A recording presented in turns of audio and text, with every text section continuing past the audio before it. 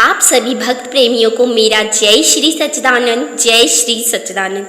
आज जो विषय है ना, कर भला तो हो भला, कर भला हो भला, उसी को उपकार कहते हैं। अगर आप ये कहानी, आप ये सत्संग सुन लेंगे तो आपका जीवन बहुत ही ज़्यादा प्रभावित होगा।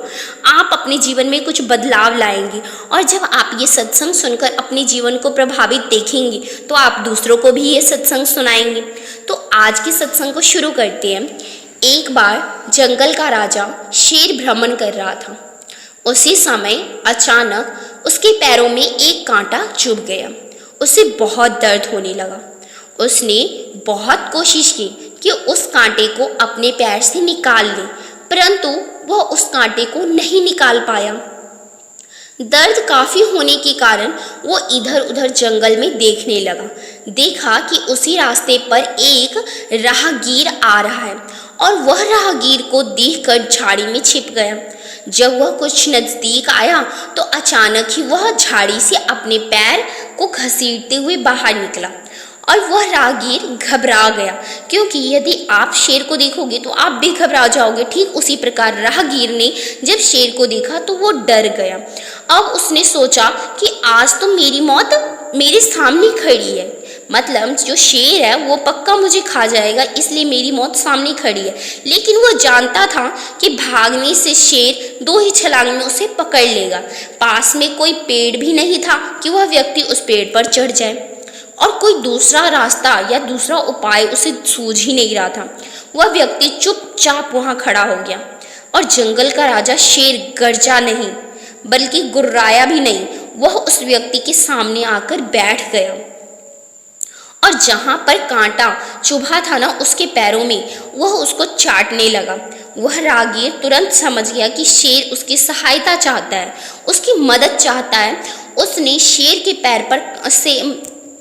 के पैरों से कांटा निकाल दिया। शेर का दर्द तो कम हुआ और वह व्यक्ति भी चुपचाप बैठा रहा। कुछ देर बाद शेर जंगल की झाड़ियों की ओर वापस चलने लगा। उसी राज्य के राजा यहाँ उसी राज्य का जो राजा था ना, उसके वहाँ चोरी हुई थी और कुछ लोगों ने शत्रुता के कारण झूठ बोलकर राजा से उसी राहगीर का नाम बता दिया था कि इसी ने चोरी की है, और उसे पकड़कर राज दरबार में लाया गया। राजा ने उससे पूछा कि क्या तुमने राजमहल में चोरी की है?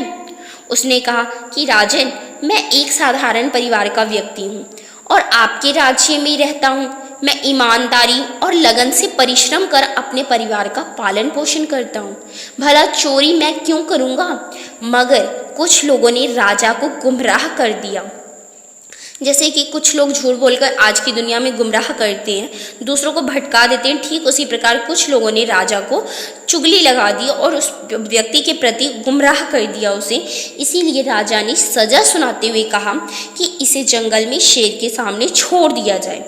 और जब जंगल में राज्य कर्मचारी ने उस व्यक्ति को शेर के सामने छोड़ा तो दैव संयोग से वही शेर सामने आ खड़ा हुआ जिसके पैर से उसने कांटा निकाला था। वो शेर बहुत ही ज़्यादा भूखा था। हम सभी जानते हैं कि शेर का स्वभाव मारना होता है। जब उस शेर ने उस राहगीर को देखा तो वो खड़ा हो गया और सोचने लगा कि मुझे भूख लगी है, अपनी क्षुधा को शांत करना है। परंतु फिर सोचता कि यह वही राहगीर है जिसने मेरे पैर से कांटा निकालकर मेरी पीड़ा को कम किया था। वह शेर उस व्यक्ति के सामने जाकर बैठ गया और उसके पैर को चाटने लगा तथा अपनी पूंछ को हिलाने लगा। जैसा कि हम सभी जानते हैं कि एक कुत्ता जब अपने मालिक को देखता है तो प्यार की चलती वो अपने मालिक के सामने अपनी पूंछ हिलाने लगता है और मालिक के पैरों को हाथों को चाटने लगता है। वैसे ही उस शेर ने भी किया। और जब राजा को यह बात पता चली तो राजा बड़ा ही आश्चर्यचकित हुआ। उस व्यक्ति को राजा ने तुरंत बुलवाया और पूछा कि तुम कैसे बच गए? तो उस व्यक्ति ने सारा वृतांत राजा को कह सुनाया। राजा ने सुनने के बाद तुरंत उस व्यक्ति को माफ कर दिया। शेर जैसा भयानक पशु भी अपने पर उपकार करने वाले का उपकार नहीं भूला, तो क्या हम मानव होकर भी किसी का उपकार भूल सकते हैं? जो व्यक्ति किसी के द्वारा किए गए उपकार को भूल जाता है ना, वो पशु से भी गिरा हुआ व्यक्ति है। इस प्रसंग से हम सभी मानव जाति को यह शिक्षा लेनी चाहिए कि उपकार का बदला कभी नहीं भूलना चाहिए। यदि आपके जीवन में भी कभी कोई परेशानी आई है, आपका किसी ने कुछ उपकार भला किया है, आपको किसी ने कुछ उपकार करके आपका भला किया है, तो आप उसे कभी मत भूलिए, उसे भूलना ही नहीं चाहिए। ठीक उसी प्रकार गुरु के द्वारा दिया गया ज्ञान, अपनों से बड़े के द्वारा दी गई शिक्षा अपने जीवन में उतारने का प्रयास करना चाहिए। तभी तो हम वास्तव में इस मानव जीवन को सार्थक व सफल कर सकते हैं। तो अच्छा होगा कि हम ज़्यादा से ज़्यादा सत्संग सुने और सत्संग से जुड़े, लोगों को जोड़े।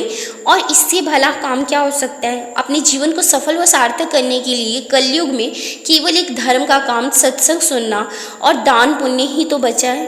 पहले सतयुग के समय में इतना कुछ नहीं होता था। कलयुग में आप बहुत ही आसानी से पुण्य कमा सकते हैं। तो नवधा भक्ति में से हर कोई व्यक्ति कोई एक ही भक्ति करता है और उसमें सबसे अच्छी भक्ति है सत्संग सुनना। तो आप भी ज़्यादा से ज़्यादा सत्संग सुनिए और अपने जीवन को सफल व सार्थक बनाइए। अगर वीडियोस अच्छी लगती हैं तो प्लीज़ चैनल को सब्सक्राइब कीजिए। और अगर आपको ये कहानी कुछ अलग लगती है, कुछ अच्छा लगता है, कुछ सुनने में अच्छा लगा हो, तो उसे कमेंट कीजिए। आप सभी को जय श्री सच्चिदानंद, जय श्री सच्चिदानंद।